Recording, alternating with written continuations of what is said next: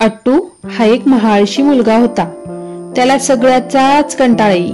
सकाळी अंथरुणातून उठायचा कंटाळा, मग दात घासायचा कंटाळा, दूध प्यायचाही कंटाळा, अंघोळीचा तर इतका कंटाळा होता की विचारूच नका. अट्टू आणि त्याच्या आईचं रोज भांडण होई. आई म्हणे, अरे अट्टू, अंघोळीला चल, छान गरम गरम पाणी काढलंय बघ. अट्टू म्हणे, मी नाही जा. आई म्हणे, अरे बघ तरी, किती मळाला आहेस ते. अट्टू म्हणे, अंघोळ केली तरी मी पुन्हा मळणारच आहे ना, मग कशाला करायची अंघोळ, मी नाही करणार. मग आई रागवायची. अट्टू जोरजोरात पाय आपटून रडायचा. मग बाबा त्यांना ओरडायचे. असा नुसता गोंधळ चालायचा.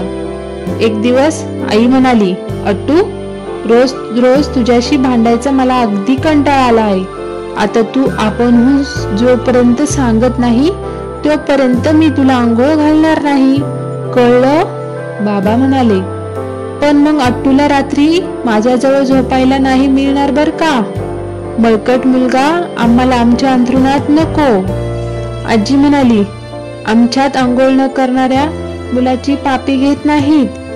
ऐकतोयस ना अट्टू. अट्टू म्हणाला, चालेल चालेल. आई म्हणाली, मग हवे तितके दिवस राहा अंघोळ न करता. अट्टू खुश झाला. रोजची कटकट संपली. आता ते साबण लावणं नको, अंग चोळणं नको, कपडे बदलणं नको, अन भांग पाडणं नको. मज्जा. कितीतरी दिवस गेले. अट्टूनं अंघोळ तर केलीच नाही. अंगातला शर्ट चड्डी सुद्धा बदलली नाही. बोटाची नखं वाढून त्यात माती साचली होती. केसात धूळ, कानात मळ, हातपाय तर मळून काळे धुस्स झाले होते. अट्टूचे मित्रमैत्रिणी त्याच्याशी खेळण्याचे झाले. तो जवळ आला तर सगळेजण नाक वाकडं करून दूर जात. अट्टू म्हणे, नका खेळू, आमचंही तुमच्याशी कट्टी, आम्ही एकटेच खेळू. पण थोड्या दिवसांनी अट्टूला कंटाळा यायला लागला. एकटं एकटं तरी किती खेळणार, कुणाला बोलवावं खेळायला. अट्टू चिमणीकडे गेला आणि म्हणाला, चिवताई, मला खूप कंटाळा आलाय, माझ्याशी खेळायला येतेस. चिमणी म्हणाली, तुझ्याशी? शी ग बाई, तुझ्यासारख्या घाणेरड्या मुलाशी कोण खेळणार. काय तुझे कपडे आणि काय तुझे हात, मी तर आत्ताच आंघोळ करून आले आहे, मी नाही बाई खेळणार तुझ्याशी. असं म्हणून चिमणी भुर्रभुक दिशी निघून गेली. अट्टू म्हणाला, गेली सुळत, नाही खेळणार तर नको खेळूस, मी माऊशी खेळील. समोरून मनीमाऊ आली. अट्टू तिला म्हणाला, माऊताई, माझ्याशी खेळतीस का. मनीमाऊ म्हणाली, ई ग बाई, दूर हो, किती बाई तू घाणेरडा, माझं अंग मी चाटून चाटून स्वच्छ केलं आहे, केस कसे चमकतायत बघ माझे, तुझ्यासारख्या घाणेरड्याशी मी नाही बरी खेळेल. आणि मनीमाऊही तुरुतुरु निघून गेली. अट्टू म्हणाला, अरे च्या, काय शिष्टपणा करतायत सगळे. हा, बुबू तरी नक्की खेळेल माझ्याशी, होय ना रे बुबू. बुबू म्हणाला, अट्टू, मी काय वेडा आहे का, तू अंघोळ करत नाहीस, नख कापत नाहीस, पायात चपला घालत नाहीस, सारखा इथे तिथे थुंकतोस, असल्या काळ्याकुट्ट मळकट मुलाबरोबर मी नाही बाबा खेळणार. अट्टूनं मग वासराला विचारलं, बकरीला विचारलं, कोंबडीलाही विचारलं. सगळे असंच म्हणायचे, घाणेरड्या मुलाशी आम्ही नाही खेळणार. इतक्यात तिकडून एक डुक्कर आलं. त्याचं सगळं अंग चिखलानी माखलेलं होतं आणि घाणीनं बरबटलेलं होतं. ते म्हणालं, काय रे अट्टू, एकटाच काय करतोयस इथे. अट्टू म्हणाला, काय करू, माझ्याशी कुणीच खेळायला तयार नाही, सगळे म्हणतात मी खूप घाणेरडा आहे. डुक्कर म्हणालं, अरे मग मी आहे ना, मला सुद्धा सगळे असंच म्हणतात आणि खेळायलाही येत नाहीत, चल आपण दोघं खेळूया.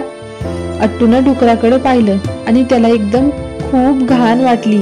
शी, किती घाणेरडा आहे हे डुक्कर, याच्याबरोबर खेळायचं. अट्टू म्हणाला, मी नाही तुझ्या बरोबर खेळणार, तुझ्या अंगाची सगळी घाण लागेल माझ्या अंगाला. डुक्कर म्हणाले, लागली तर लागली, तू आधीच इतका मळाला आहेस, त्यात आणखीन थोडी घाण लागेल, चल ना खेळायला. मागे मागे सरकत अट्टू ओरडला, ए ए, दूर हो ना, जवळ नको येऊस. डुक्कर म्हणालं, असं रे काय अट्टू, तूच म्हणालास की तुझ्याशी खेळायला कोणी येत नाही, आणि मी एवढा आलो आहे खेळायला तर तू दूर काय पळतोयस असा. चल ना खेळायला असं म्हणत डुक्कर अट्टूच्या मागेच लागलं. अट्टूची अगदी तारांबळ उडाली. तो धूम पळत सुटला. डुकराने त्याच्या मागे पळायला लागला. अट्टू पुढे पळतोय आणि अरे थांब थांब म्हणत डुक्कर त्याच्या मागे पळतोय. हे पाहून रस्त्यातले सगळे लोक पोट धरून धरून हसायला लागले. अट्टू पळत पळत घरी आला आणि ओरडला, आई आई दार बंद कर पटकन. आईने विचारलं, काय रे अट्टू, काय झालं? अट्टू म्हणाला, अगं ते डुक्कर माझ्या मागेला येतय माझ्याशी खेळायला. आई म्हणाली, मग येऊ देत की, तुला छान तुझ्यासारखा घाणेरडा मित्र मिळेल. दोघं मातीत खेळा, चिखलात लोळा मस्तपैकी. ए आई नको ना ग, मला नाही खेळायचं त्या घाणेरड्या डुकराशी. अट्टू रडवेला होऊन म्हणाला. नको, मग काय करायचं? आंघोळ करायची स्वच्छ स्वच्छ. नक्की? बघा, आई म्हणाली.